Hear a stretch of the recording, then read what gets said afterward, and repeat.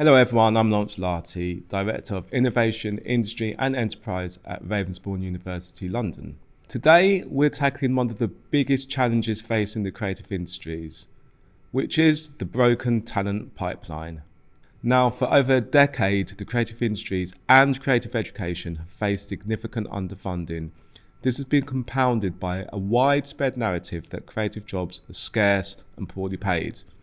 So the result in this is a sharp decline in young people choosing creative pathways, and this has led to serious skills shortages, a lack of industry-ready graduates, and a loss of diverse creative thinking, and this is happening across multiple sectors. A recent government report found that 33% of vacancies in the UK's creative industries were attributed to skills shortages. But the tide may be turning. In the UK, the government's latest industrial strategy, released in autumn of 2024, recognises that the creative industries as a key driver for economic growth, pledging £60 million to fuel the sector. Money alone won't solve the problem though. In this episode, we dive into what else it will take to repair the talent pipeline, starting in schools and universities and extending into industry.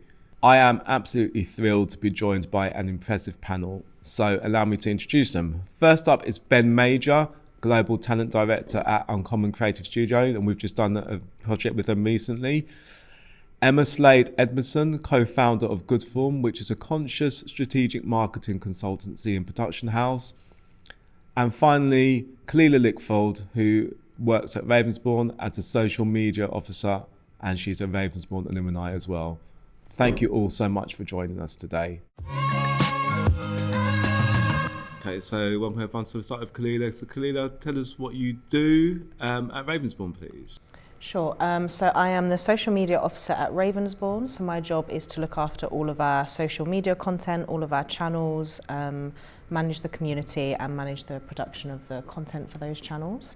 And I also was a student at Ravensbourne myself. I'm alumni of the course of fashion promotion of the class of 2020. Thank you. Emma, tell us a bit about yourself and what you do. Sure. So I am the co-founder of a strategic consultancy and production house called Good Form, which does purpose-driven work for purpose-driven brands. But I do wear a lot of hats. I'm also an author and a podcaster, among other things. Good, thank you. And finally, Ben. I'm a global head of talent for Uncommon Creative Studio. I look after the spectrum of talent we're at the studio across recruitment, people, talent strategy. I also have another role with an organisation called Brixton Finishing School, where we get underrepresented young people into the industry. And I'm trustee of our charity called the Finishing School Foundation. Feels like a really varied experience across different organisations, and there's different shapes of higher education into the industry. And I also think just that distance between education and industry has got further apart, and there's loads in that, and I'm sure we'll get into it. But I think like the biggest thing I've noticed is that that canvas of creativity has changed a lot. And so some institutions that don't have a lot of industry input can maybe still be trapped in old ways of advertising work or storytelling. But I find that there isn't enough industry input into education. So young people are coming out sometimes with, paper portfolios and really crazy stuff. Thank you. And then what are your thoughts? I think I would agree with you. I think the biggest thing I see is a gap in collaboration between industry and education institutions. And I think as somebody who has been a creative entrepreneur for much of my career now, well, for longer than I wasn't, I think that there's a desperate need for young people to really see the real hybrid roles in the modern day, to even understand that they exist and to have real experience of those, and also real role models. I'm sure we'll get into this, but I think, it's really important that we see diverse role models as well as these hybrid roles and people succeeding in them. I see you nodding clearly. Obviously, you studied at Ravensbourne. Do you feel that you were equipped to, go into fashion as a result, or could we have supported you better? What are your thoughts?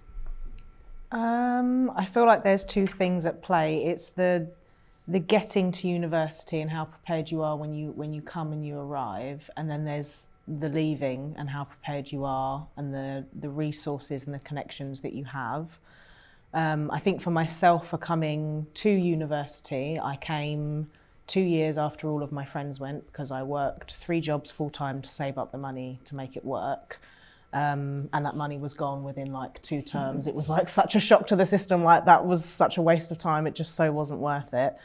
And then I didn't have the right equipment. Everyone in my class had like better laptops, and we had to do photo shoots, and they all had cameras, and they'd hire out studios and models. And I was like trying to produce the same quality of work, but with very limited resources. And that can feel really frustrating, because I feel like then it's not a fair playing field when you're being graded. So that's a really good point. So does that mean like the careers advice and guidance needs to be better and better tailored? Absolutely, yeah. I would say from my personal experience, I remember meeting with a careers advisor at sixth form, and when I told her that I wanted to do, she was very confused about what I wanted to do. I explained that I wanted to do fashion, and she was like, okay, well, there's loads of fashion design courses. I said, I don't want to make clothes, I don't want to design them, I want to market them. And it's like she didn't really, she was basically like, well, that's not really a thing. And I was like, no, I think that it is. Advertising, promotion, but she didn't like seem to actually understand that. And it was like, well, you can do this, you can be a designer, or maybe you could go and do English and be a writer if you want to maybe be a journalist. There's a cultural heritage, like my Guyanese family, Indian heritage, they just think law, medicine, these things, right? That are, you must go into engineering, and our creative sector is painted as you got intern for free and then it's low paying, and part of that is true, but part of that actually is some creative industries careers can be 6 figures in 6 years, right? So there's just such a lack of knowledge, and careers advice I found in my school years ago, but even recently it just feels like there just isn't. If you don't have friends or family members that are in the business, how do you take that leap? On my first advertising job, when I arrived there, I actually realised, just talking to somebody else, that they were on a scheme. And I was like, I'm not on the scheme. Like, why am I not on the scheme? So then I had to fight to get on the scheme. And I did end up on the scheme. What was the scheme? It was a graduate scheme. And I was a graduate, but just for some reason I had not been put on the scheme. But yeah, is this demystifying? But also I think, to touch on what we were saying before, things are moving so quickly in industry. From my perspective, someone who's worked in both advertising, marketing and sustainability, there's so many roles now that are going to be created that are these hybrid evolutions, which are of our time, that meet the challenges and the needs of the things we're seeing in the world, that we really need industry to be feeding back to education on, to make sure that people recognize that these roles are going to be here and they're going to be really important. And it's actually going to be the creatives that solve these problems, in my view. So, it's really important that within the creative industries, we start to understand how intersectional all these things are, and also how many new hybrid roles are going to be popping up. But I think in all these new roles and being able to switch and uncommon, creativity is just this thing that binds it all. We've kind of got different things to do at the table, the commercial bit and the strategy and the creative. Actually, where it all comes from is all of us and the power of all of that. But that's not to say every business is like that, and I wouldn't know where to start to build that into education. That creativity is a big thing, but absolutely would be the thing I'd pin it down to. Okay, so in addition to sort of preparing students with their studies and what they learn, and I think you mentioned it earlier, and it's often talked about like resilience and soft skills. So what other skills should universities be equipping the students with, apart from, so we prepare them to do a fashion degree or photography, but what do you notice, all of you actually, the other skills, emotional skills needed to be not only to be successful but to thrive. And like we say, people always say resilience, but it's not just about resilience, it's lots of other things. Yeah, there's Bricks and Finish will run this summer school, which is this accelerator to get young people into the business. And only recently have we really focused on those softer skills and personal skills and life coaching. And advertising and creative industries is so brutal, and there's such a hustle, and there's such a learn to sell. We call it creative, but actually it's creative selling. And there's just this hustle, and you talk about it earlier, it's that skill that you learn when you're in advertising, whether you enjoy it or not, but the ability to get something over the line is big. And actually the young people that get into these entry-level jobs are the ones that have emailed 100 times, they've called, or they've been super creative to get their way in. And unfortunate, that's because the people they're trying to talk to are so busy that it's not that you're being ignored, it's the timing of when that note comes in. And then when you're here, I'd like to think there's a meritocracy in it, in that, that hustle, that ability to get onto something, your influence rather than your title is the thing that will get you, noticed. But I would say that's absolutely a big thing. I think it could be natural to some people, but learnt for others. I think that there's going to be so many intersections meeting each other in the future in regards to creativity. Problem solving, what you're talking about, getting in the door, is the first proof of problem solving. That is definitely, in my experience of advertising specifically, probably all the things I've done, where you really need to kind of, that problem solving will go a long way at the first hurdle. And then what we were talking about before in terms of creativity, I think the beauty of creativity is actually, like, it lends itself to this ability to synthesize things and like bring all of these things together to problem solve. And that is what we need in this day and age, like in every job, in every industry. And I think that's something that probably needs, once again, that collaboration, because in order to become really adept at synthesizing quickly, you need experience in the different spaces. So yeah. I would say that self-promotion is probably one of the most important factors, and that it can be a part of what we learn at university, but I feel like specifically for some industries it is the most important factor. My tutor was so brilliant. She'd always say you can be the most creative person in the room and have the best ideas, but that doesn't mean that anybody else is going to know that. You have to put yourself to the front, be the loudest, be the boldest, and then put your ideas forward. And I feel like as someone who's not necessarily an extrovert, that can be really challenging in certain spaces, especially in spaces that are only white or only with people with privilege. I'd really agree with you. I think, that ability to network and relationship build is so key. But I do think, there are ways of even teaching someone how to write an email. I get an email from a student almost every day. And it's the ones that have crafted an email in a way that speaks to me, not really show it, just basically showing just a little bit of initiative and having done a little bit of research and just crafted in the right way, in the right tone, that I'll be like, okay, yeah, cool, I'll take however long out of my day to do whatever it is that they're asking me for.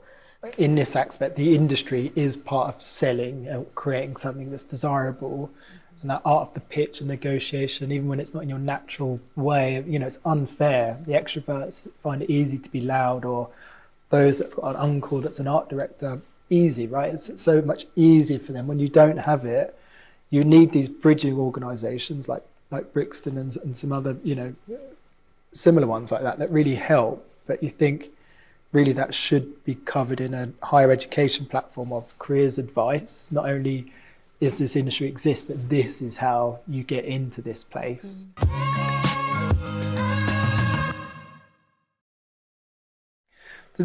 there's no silver bullet. Lots of things that we covered, as in industry getting involved with education. We can't really rely on extra funding in the government and all these other things. It just won't happen. But really, industry need to recognise that probably the biggest threat to our business is the talent pipeline. It's not AI. It's not all these other things. It's if this tap turns off, we have no one coming in. So there's got to be this realisation that they need to go in. There's a huge part of demystifying, right from 5-year-old going into school to all the way through of what the industry is and versus, your parents not wanting you to go in. I said this to you earlier. I knew in the early days of my career in advertising, I knew quite quickly I wasn't the mould that would succeed in that space. What prompted you to know? The culture, I could feel it. I knew it. But also, I'm a very ambitious, successful person, and I wasn't getting where I should have been getting quickly. And so I knew that environment would not be the environment that I did my best work in. I knew I was capable of more, and so that actually is that's why I've worked for myself for so long. That's why I've created so many businesses, initiatives, campaigns, because I didn't feel like the opportunity was there for me, and the mentors weren't there for me. The people who looked like me, I couldn't see it. I couldn't see myself in the seniority, in the roles of seniority that I would aspire to. You spoke about the talent pipeline earlier, Ben, saying like the tap's going to run off, dry up, turn off, whatever. And with your experience, Emma, so does that mean that if diverse, multidisciplinary students can't operate or find their own way within an established organisation, everyone's just going to set up on their own, right? And the industry will be coming to get those individuals who have set those own companies. I've seen it, and it's often been a way that agencies have tried to diversify the people they have in projects, because I've got another couple of friends that started their own agency, a data insight agency, 2 young black guys, because they couldn't find their role in doing lots of different things. So the younger generation they can do lots of things. But agencies are still operating in a model where they sell certain things. I sell a strategist, I sell an account person, I sell a creative. So you're in that lane. And then you have a ton of frustrated creatives that have just ended up being a producer or something. And then it's really hard for them to jump, because 1 or 2 years in a thing, the business just goes, well, but you are this. And it's too tricky for me to think that you can go and do that other thing. And I obviously don't have the time for you to go and relearn, because we are an intense commercial business that's got to deliver every minute. There's not a luxury of you go spend a year getting better at that. And that's also why industry, to my earlier point, is moving away, is because actually the model of it, this project-based model, is like you have a 3-month project, that's all you know. So when you go to plan who I hire, it's impossible, because I just don't know what the next 4 months look like. The business could be over in 4 months, because it's all spinning plates. And then what happens is then to be more secure in that, I hire more senior people, because they just come in, they do it quickly, and I can scale up, scale down. And so unfortunately, this whole layer of juniors now be missed. And I can't, it's tougher to find a route in. So you have to be really protective to make sure that always exists. Otherwise, we're just going to eat ourselves in that I only ever need senior people, but those senior people will run out. Growing up in the environment that I did, it wasn't just my own mum, but I grew up on a council estate with people who had lived in poverty and had a lot of social issues. And I still know some of those people. None of them even attempted to go to university. They didn't even try. It was obviously never even a part of their world. It wasn't a conversation. They didn't consider it. And I think that we need to start like really earlier than we think. When we think like college and sixth form, it needs to be before that. We need young people to be like in high school thinking about their futures and what they can do now to work towards them. Not that they're responsible for it or should have to work twice as hard, But I think that that is the reality, and that the sooner that we can get parents and carers on board and teachers and careers advisors, I think the more opportunity that we can provide for those specific people. I think that collaboration is all important, because we need those three elements to be having an open dialogue with one another, so that we can learn, what is important to students, for example. We know that younger people are much more interested in sustainability, for example. How does that fit into their view of what they want creativity to look like? And how does that fit with what industry is currently doing, how it's progressing, how it's moving? Yeah, one powers the other, right? If you don't get them young enough in primary school to just make a connection that these jobs exist, or how something gets on the screen, then less people choose it as a secondary school subject, less people choose it as further education, and then less people do it, then fewer courses exist. Fewer people getting into business. And it's hard for industry to think that long term, albeit that could only be a 10-year cycle, 8-year cycle. But it's very real that can take one moment and the whole thing sort of halves itself. If that doesn't happen, then it's a very real threat to the whole business. Or it just monopolises the people that come through a private education system, because nothing's broken there. It's Disneyland, right? They have everything they want and they can get into the business. So if you could all change one thing to address the talent pipeline, what one thing would you like to implement? I think, it's the boring answer, but I feel like it just has to be money. I think that none of this works without, like we're talking about, working with industry. That's great, but only if those young people are being paid, even if it's a small amount. Otherwise, then it's not fair and equal. And like we're saying, everyone needs to benefit. So I think, it just needs to be kind of more open in that sense for it to actually work. The kind of culture, that shift that's going to happen in the creative industry will be at the hands of the young people that will be coming in to lead it. And I really hope that we can foster an environment where we open doors and hold each other's hands and pull each other up and create space, rather than people having to fight. And I've seen it in fashion where people have to stamp on each other to get to the top, and it's not kind and it's not nice. And I don't think it has to be like that. But it does take a collective effort, and I think a lot of work from a lot of different people for something like that to actually work on a large scale. That for me is that social mobility point, and just getting at that early stage. Like, to both your points, if you just hit them at universities, they've had 10 years of being told not to do that. So if we don't power that through, then very real, in like almost 5 to 8 years, it could be a real problem. With everything that we're seeing at the moment, I know in the sustainability field, like, things are moving so quickly all the time. It's always, you're always learning, you're always evolving, you have to be, otherwise you're not doing it right.